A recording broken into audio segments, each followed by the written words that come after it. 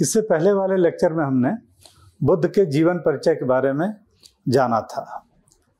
आज हम जानेंगे कि बुद्ध की मृत्यु के बाद किस तरीके से बौद्ध धर्म में विवाद उत्पन्न हुए, किस तरीके से बौद्ध धर्म का विभाजन हुआ और क्या क्या बौद्ध धर्म में परिवर्तन आए। बुद्ध की मृत्यु के बाद बौद्ध धर्म के सिद्धांतों को व्यवस्थित करने के लिए और जो भी मतभेद थे उनको दूर करने के लिए पहली बौद्ध संगीति का आयोजन किया गया राजगृह में। तो पहली बौद्ध सभा का आयोजन किया गया राजगृह या गिरिवज्र में। गिरिवज्र में ये मगध की राजधानी थी, राजगृह या गिरिवज्र। तो यहाँ पहली बौद्ध सभा का आयोजन किया गया। शासक उस समय था अजातशत्रु। और ये जो बौद्ध संगीति का आयोजन किया गया था, ये किया गया था राजगृह में सप्तपर्णी गुफा में। तो सप्तपर्णी गुफा में इस बौद्ध संगीति का आयोजन किया गया था और इस संगीति के अध्यक्ष थे महाकश्यप।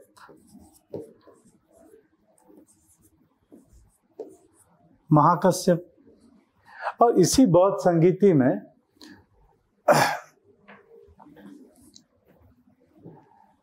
विनय पिटक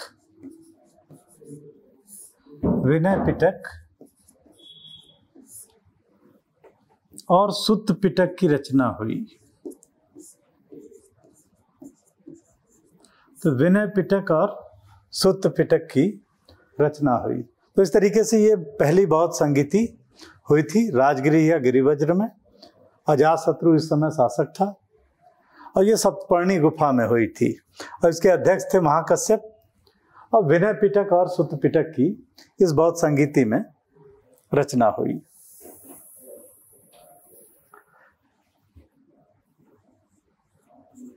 अब जो दूसरी बौद्ध संगीति हुई, दूसरी बौद्ध संगीति ये हुई थी 383 ईसा पूर्व में। पहली वाली हुई थी 483 ईसा पूर्व में, तो दूसरी हुई 383 ईसा पूर्व में और ये हुई वैशाली में। वैशाली शासक इस समय था कालाशोक। और ये जो बौद्ध संगीति है इसके अध्यक्ष थे सावक मीर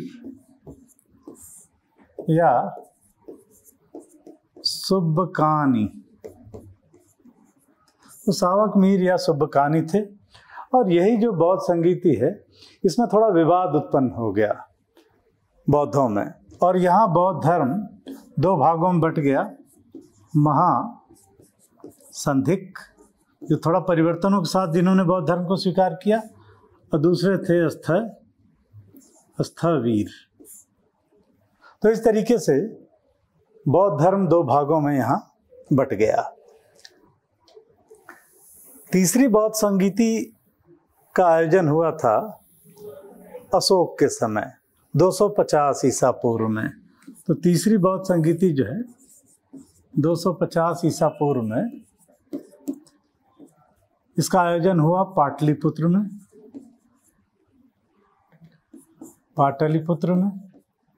जो मगध की राजधानी थी और ये शासक था इस समय अशोक।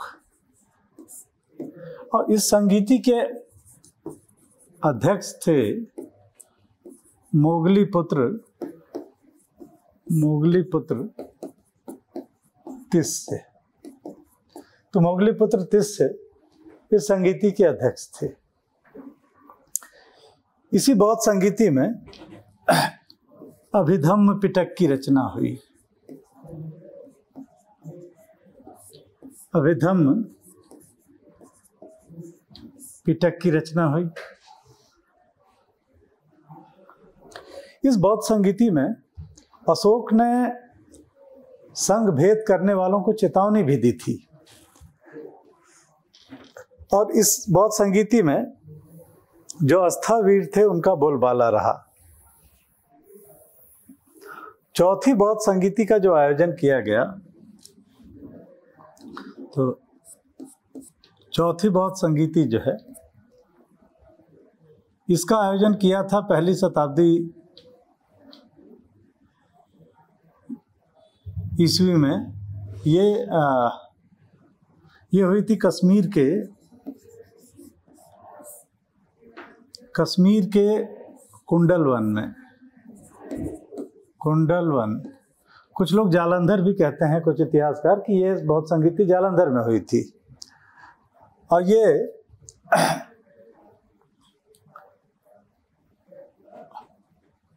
इस बौद्ध संगीति के अध्यक्ष थे वसुमित्र।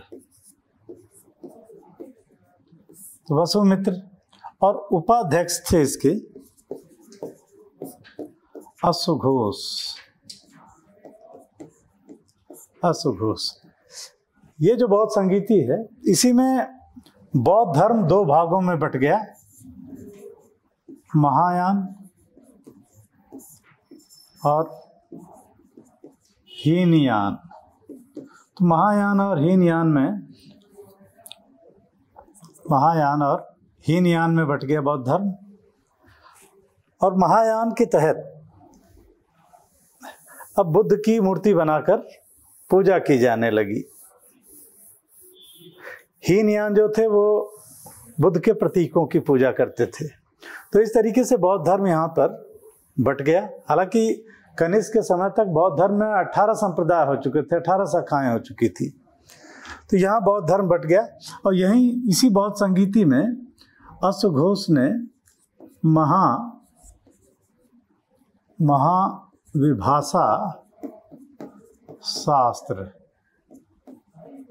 महाविभाषा शास्त्र की रचना की थी इसी बौद्ध संगीति में अश्वघोष ने। तो इस तरीके से ये चौथी बौद्ध संगीति थी, जहाँ बौद्ध धर्म दो भागों में बट गया।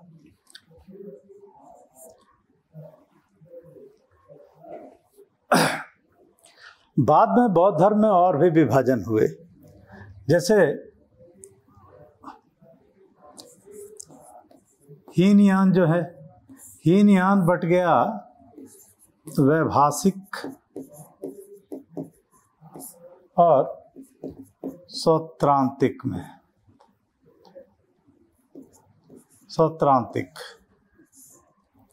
और महायान ये बट गया माध्यमिक शून्यवाद और विज्ञानवाद में। माध्यमिक शून्यवाद और विज्ञानवाद। तो ये जो माध्यमिक शून्यवाद है, इसी के बहुत बड़े आचार्य हुए थे नागार्जुन। अब इस तरीके से हीनयान और महायान, और फिर वैभाषिक और सौत्रांतिक, और यहाँ पे माध्यमिक शून्यवाद और विज्ञानवाद में बट गया। बाद में बौद्ध धर्म में और भी शाखाएं हुई, और भी विभाजन हुआ। जैसे बाद में वज्रयान आ गया, 6वीं-7वीं शताब्दी तक वज्रयान में इसमें तारा की पूजा की जाने लगी। तो तारा की पूजा की जाने लगी बुद्ध की पत्नी के रूप में। इस 7वीं शताब्दी तक एक चीज़ और देखेंगे हम, कि जो हिंदू धर्म है, इसमें भी शाक्त धर्म आया। इसके अलावा इसी काल में तंत्र मंत्र पे बहुत ज़्यादा जोर दिया जाने लगा। तो तंत्र मंत्र का प्रभाव बौद्ध धर्म पे भी पड़ा। तो जो वज्रयान है, इसमें तंत्र मंत्र पे ज़्यादा जोर दिया जाता है। इसके अलावा फिर विभाजन एक हुआ कालचक्रयान, और बंगाल में एक था सहजयान।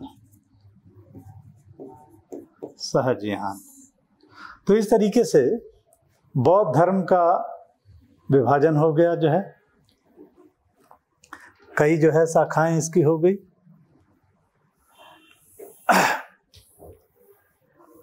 बौद्ध धर्म में और जो परिवर्तन आए,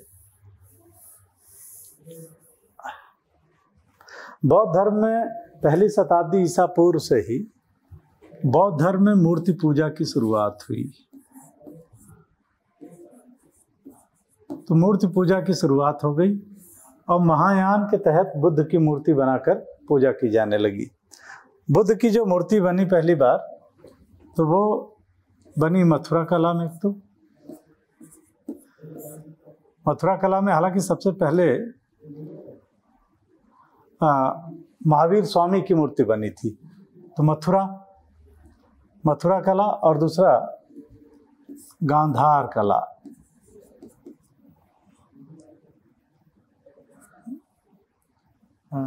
गांधार कला, ठीक। तो मथुरा कला और गांधार कला, इसमें बुद्ध की मूर्तियां बनाई जाने लगी और बुद्ध की पूजा की जाने लगी। इसके अलावा दक्षिण में अमरावती कला, अमरावती कला का सातवाहनों के समय विकास हुआ, जिसमें बुद्ध की मूर्तियां जो है सफेद संगमरमर से बनी है। तो इस तरीके से अब बुद्ध की मूर्तियां बनाकर पूजा की जाने लगी। इसके अलावा इसी काल में, मौर्योत्तर काल में ही बौद्धों ने एक स्वर्ग की भी कल्पना की, सुखावटी। तो सुखावटी नामक एक स्वर्ग की कल्पना की।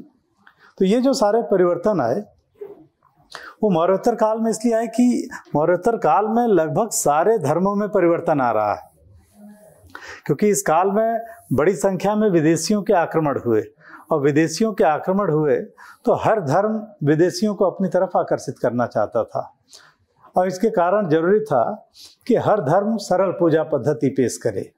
तो इसी संदर्भ में बौद्ध धर्म ने भी सरल पूजा पद्धति पेश की और मूर्ति पूजा की शुरुआत हुई।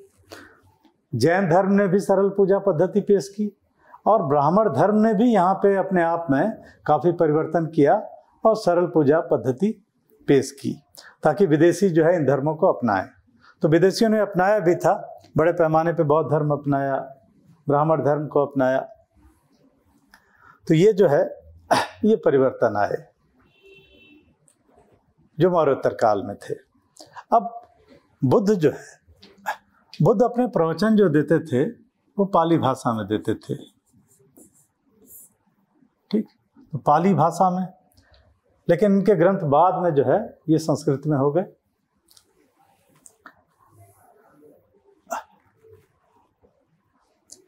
अब बौद्ध धर्म हम देखेंगे कि जैन धर्म से ज़्यादा बौद्ध धर्म का विकास हुआ, लेकिन बौद्ध धर्म का ही पतन भी हुआ भारत से, और भारत से बाहर ही निकल गया बौद्ध धर्म। तो इसके पीछे जो कारण था, बौद्ध धर्म पहले तो जैन धर्म से ज़्यादा फला फूला। तो फलने फूलने का तो ये कारण रहा कि एक तो बौद्ध धर्म को राजकीय संरक्षण बहुत मिला। हम देखेंगे कि चाहे बिंबिसार हो, अजातशत्रु हो, बाद में अशोक हो, फिर आगे चलकर कनिष्क है, मिनेंडर है हिंदी यवन शासक, फिर हर्षवर्धन। तो ये बड़े ही उत्साही बौद्ध हुए। तो ये कारण था कि इसका खूब प्रसार हुआ। फिर बौद्ध धर्म ने कर्मकांडों का विरोध किया था, एक सरल पूजा पद्धति पेश की थी उस समय, तो इसको लोगों ने हाथों हाथ लिया। लेकिन हम देखेंगे कि बौद्ध धर्म 6ठी शताब्दी ईस्वी के बाद बौद्ध धर्म का धीरे धीरे पतन होने लगता है भारत में, और अंततः ये 10वीं 11वीं शताब्दी तक लगभग लुप्त हो गया बौद्ध धर्म भारत से। तो इसके पीछे जो कारण थे, पहला तो ये था कि बौद्ध धर्म राजकीय संरक्षण का अभाव।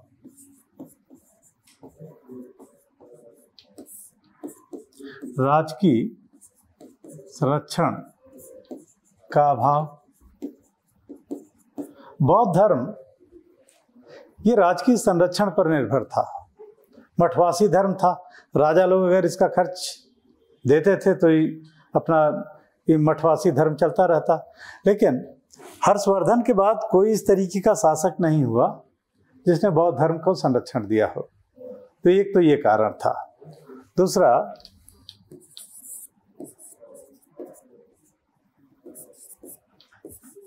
ब्राह्मण धर्म की कुरीतियों को अपना लेना।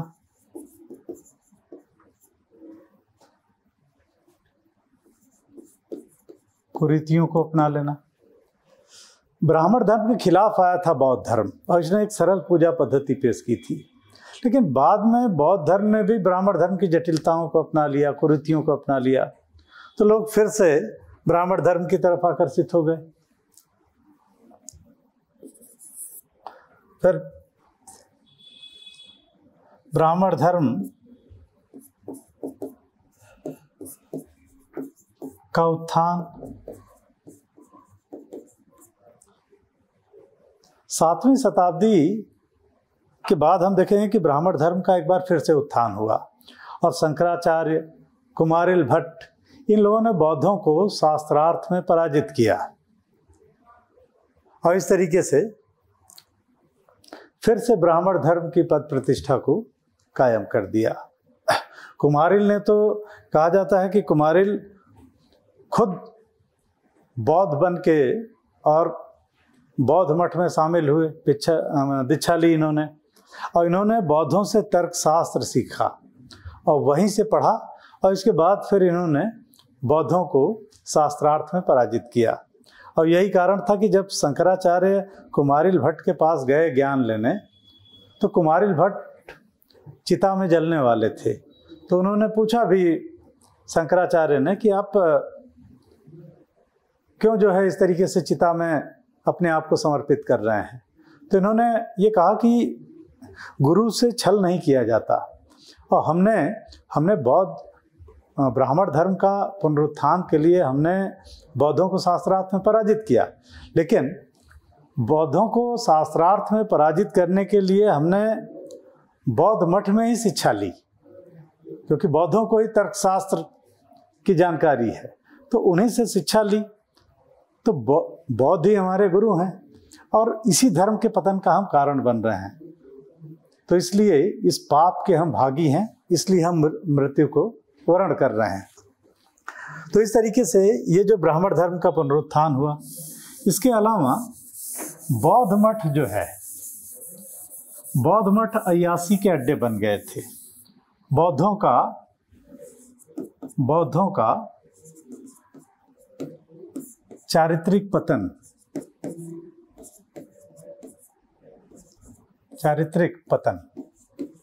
बौद्ध मठ अय्यासी के अड्डे बन गए। बुद्ध ने जब महिलाओं को प्रवेश दिया था बौद्ध धर्म में, तो बुद्ध ने ये कहा भी था कि जो धर्म 1000 साल चलने वाला था, वो धर्म अब महिलाओं के प्रवेश से 500 साल चलेगा। तो बौद्ध धर्म में धीरे धीरे जब महिलाओं का प्रवेश हुआ, तो बौद्धों का चारित्रिक पतन हो गया, अय्यासी के अड्डे बन गए ये। और इस तरीके से लोगों की जो श्रद्धा थी बौद्ध मठों के प्रति, वो समाप्त हो गई। इसके अलावा अवतारवाद की अवधारणा,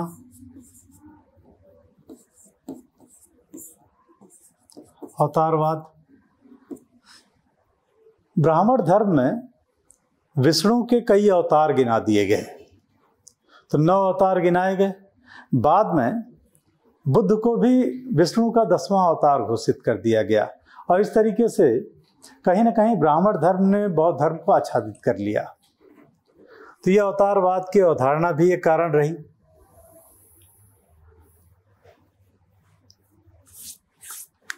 इसके अलावा 1202 में तुर्कों का आक्रमण भी कारण रहा। 1202 में बख्तियार खिलजी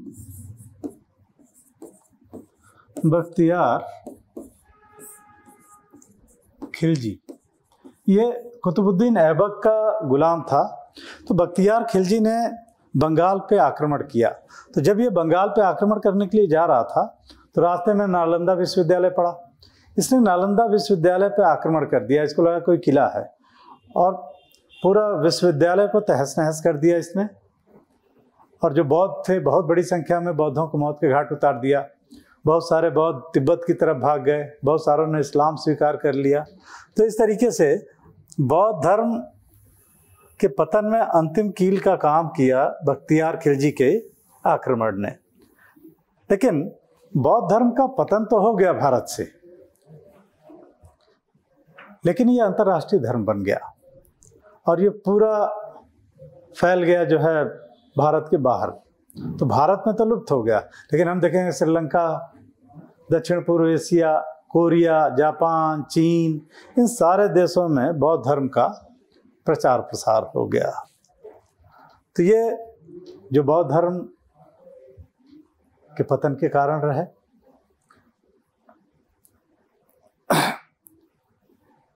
अब